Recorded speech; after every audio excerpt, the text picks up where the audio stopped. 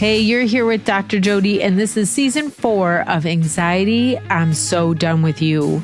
This podcast is a teen and a young adult guide to ditching toxic stress and hardwiring your brain for happiness. If you're new here, grab a copy of my book, Anxiety, I'm So Done With You, because this series goes section by section through the book, going a little bit deeper, giving more examples, and telling more stories.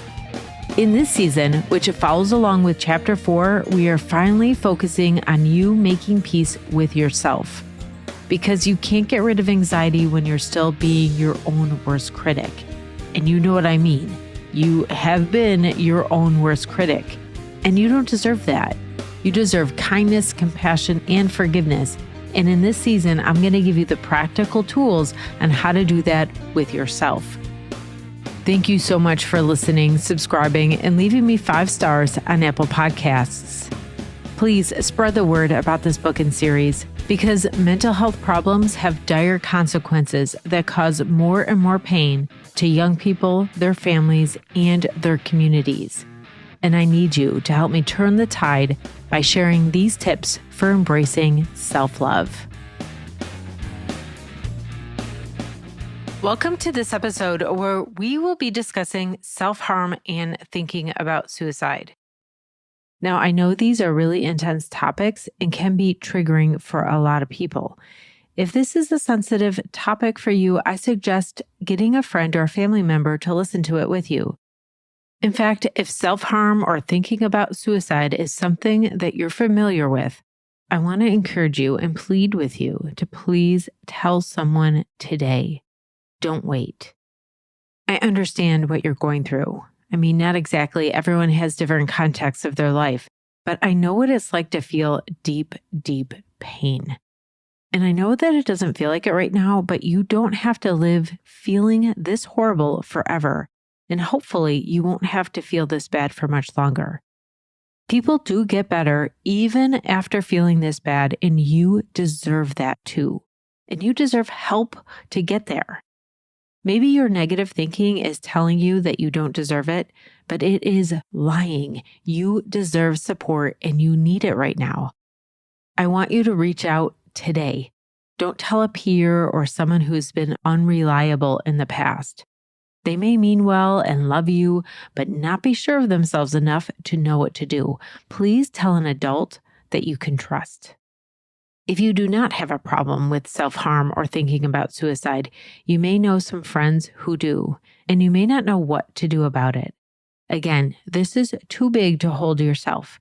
Let your friend know that you are worried about them and want to let someone know so that you can help them feel better. In the blog post that goes along with this episode, I linked to an article about how to support a friend if they're going through this. If you need that, check that out. The link is in the show notes. Being a therapist has taught me a lot about these topics. For one, people often engage in them for different reasons. So it's not ideal that this episode is about both of them. But in another sense, thinking about suicide and using self-harm are both acts of wanting to stop feeling so bad. So they do have something in common. This is the thing about them, though. They don't help you stop feeling bad. Instead, they make you feel crazy and out of control, worsening the situation exponentially. Luckily, I wrote this book section and made this podcast to help you get better without hurting yourself. But if listening to it is making you feel uncomfortable or a bit disturbed, make a point to do some very hearty self-care after listening, like take a bath or cuddle up and watch a funny movie or take a long walk outside with a friend. In this episode, I will acknowledge why people start and continue self-harming behaviors so they don't feel crazy anymore. Once we make their purpose explicit, adopting other behaviors that will bring you much better results in controlling your emotions will be easier. Then I will list examples of those other behaviors. And after that, we're going to talk about why people think about suicide, and we're going to separate the wish to die from intrusive thoughts about death and suicide so that you know the difference. And though this whole book is hopefully making you feel better, we will talk about something you could do while you're waiting for relief. Let's get started. There is one guarantee in life, and that is change. Things don't stay the same, they change. What you feel right now is not going to stay this way for even another hour. It changes hour by hour. That's good news, but also for some people, it brings up some fear. Sometimes you're suffering and you want to stop suffering, and also you're scared that the change in suffering will feel out of control. While you're suffering, it is a suffering that you know. So even though it feels out of control, it also feels in control, like enough that we want to hold on to that sense of that little bit of control that we have. This, as you could imagine, keeps you stuck here. You are not crazy for feeling that contradiction. That is a common way to feel, but it is actually making things worse for you. I promise. If you change for the better, it is, by definition, better than this, not worse. This fear of change is a tactic of the negative thinking to get you to keep it, to tell you that you'd feel out of control if it wasn't there. When you stop paying attention to the negative thinking, you will feel so much more in control of your life, not less control, never less control. Okay, first, let's talk about self-harm. Why do people engage in self-harm? Now, this isn't universal, but it is a common reason. People mostly engage in self-harm because they feel overwhelmed by their emotions and decide that transferring that to physical pain seems to relieve the emotional pain. And while it does have that effect, it doesn't actually last very long. For some people, it only lasts a moment before they feel out of control again. And not always, but too often, the trigger for feeling out of control again is negatively judging yourself for this behavior. So people engage in self-harm and then implicitly or explicitly tell themselves, only crazy people do this. I have to do this. Why do I need this? What's wrong with me? This is my life now. I can't handle things. I need this. I am someone who needs this. After someone engages in self-harm, they feel out of control, making them feel worse. So after the initial relief, when they start judging themselves, they feel worse right away. But it also makes their depression and anxiety worse overall. In addition, harming oneself has other negative consequences that I list in the book for you. All of this energy, even if you're not aware of it because it's in your subconscious, makes self-harm something that is very easy to hook onto. You're not compelled to do it because something is wrong with you. By the nature of it, it is a very easy thing for humans to get attached to. I'm telling you that because not knowing that attaches you more. Thinking that it is you that is the problem always makes it worse. You are not the problem. Self-harm is the problem. You are a person with a problem.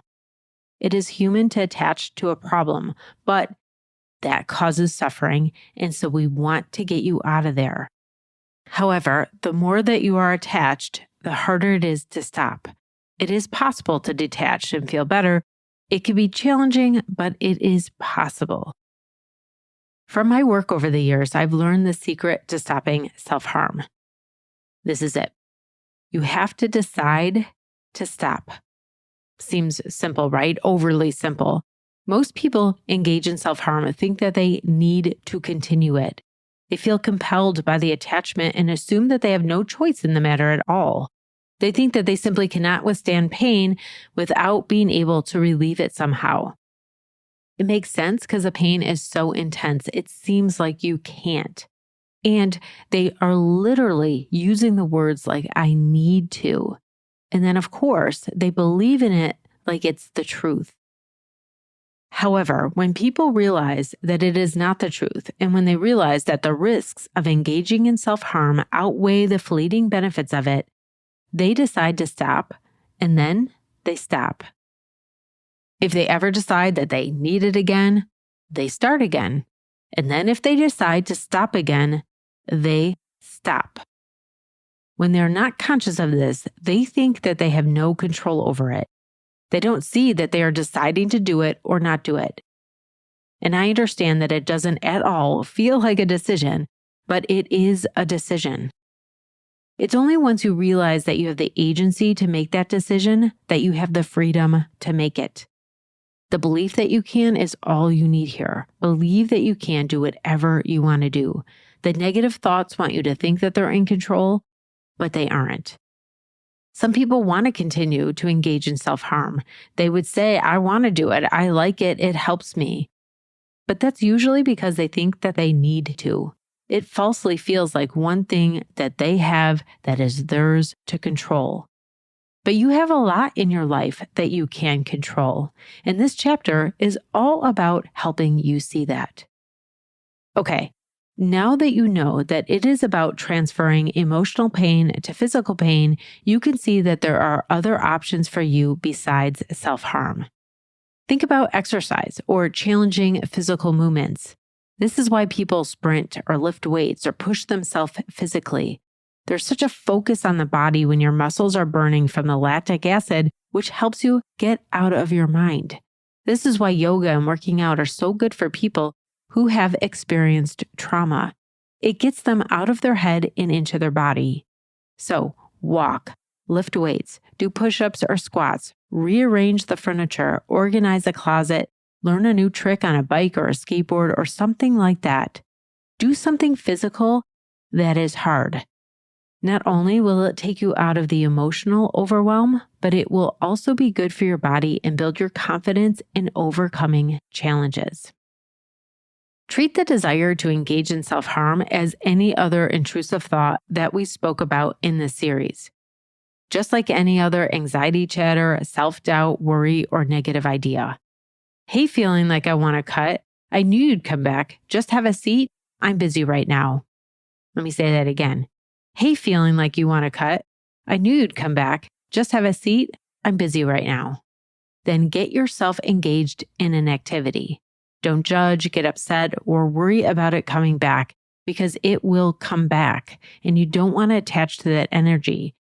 Expect it. Notice it when it comes and tell it to take a seat.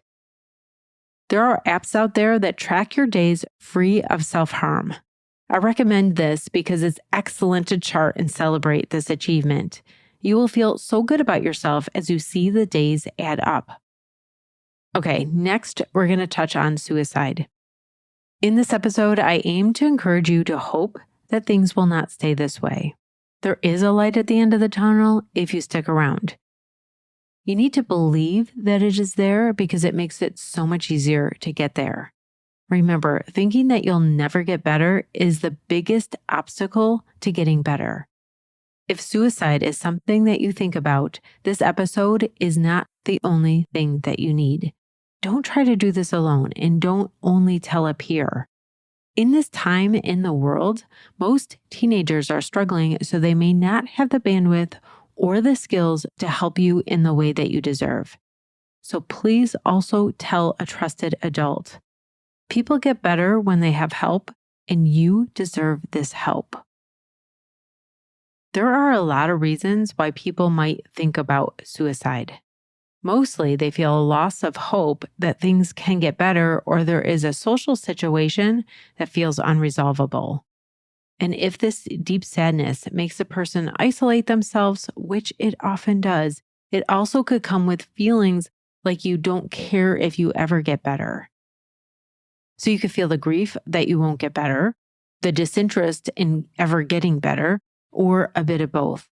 Human emotions are highly contradictory. It makes us feel crazy, but it is totally normal. Thoughts of suicide mostly come after a rejection, worry about an impending rejection, fear of being different, experiences of abandonment, loss, being bullied or failing, or perception of failing something. These experiences can feel impossible to come back from. They're not impossible to come back from, but they definitely feel that way. Death feels like an escape and a potential relief from the unresolvable suffering. If someone is going through intense emotional pain, of course they would want to escape it, right? It would be weirder if they didn't. I know I just said that severely isolated people don't care if they get better, but that's a different situation. Typically, people don't want to feel pain. Even when the monkey is trying to tell them that they deserve it, they don't want it. So thinking about suicide is understandable when you are in intense pain. We don't want people to die, but this means we could understand what triggers these feelings. So you can let go of your negative self-judgments if you are or have ever thought about suicide. You don't need that on top of everything else. And then you could take into your heart that you can feel better. I know so many middle-aged people who felt suicidal or attempted suicide when they were teenagers, and they have vibrant, happy lives now. Thank God they did not die, or they would have missed so much goodness. Unfortunately, I also know many people who have died by suicide. It's sad to think that we'll never know how their life could have turned out.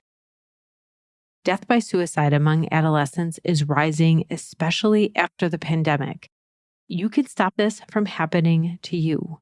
Start by believing that you can feel better and tell someone to get yourself some help. There's also another phenomenon that I want to mention here. It's a little different than suicidal thoughts and behaviors from depression and anxiety. It's that sometimes people think about suicide in the course of their normal activities, and this freaks them out.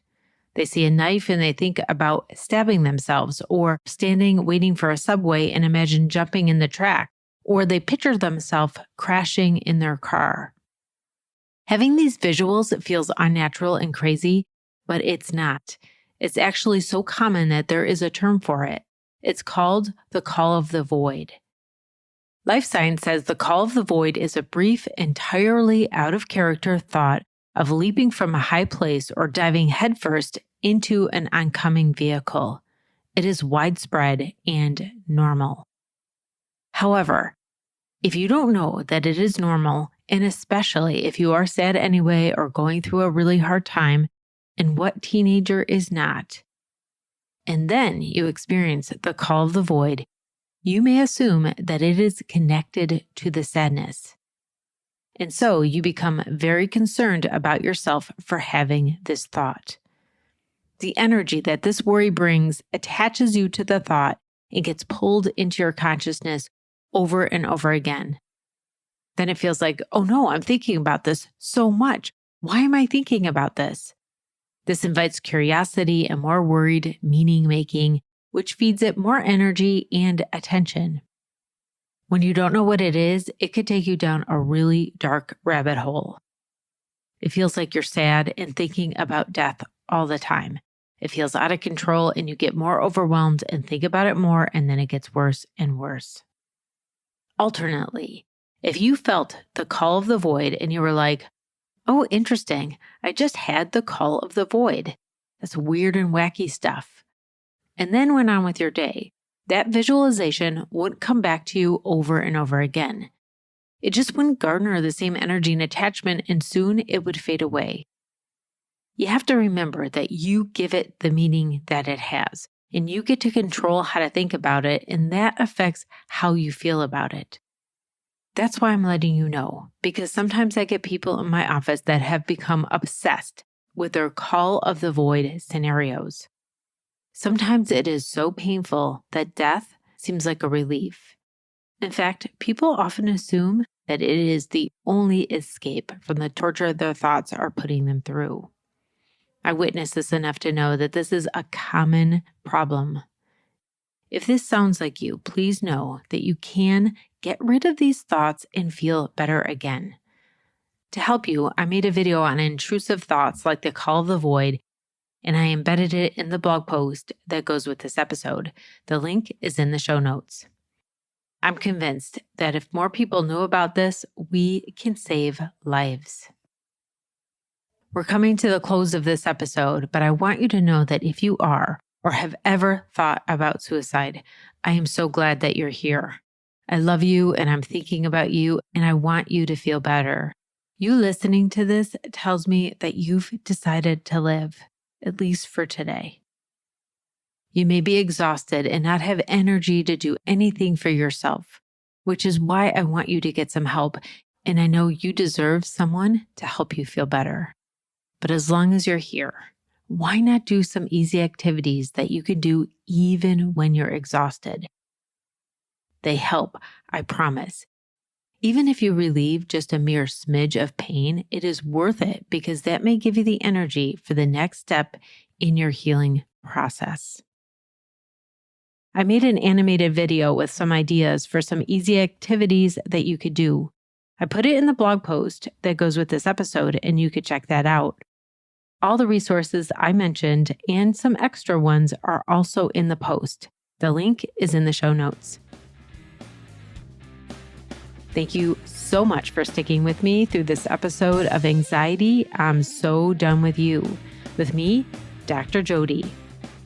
We got through this challenging content together.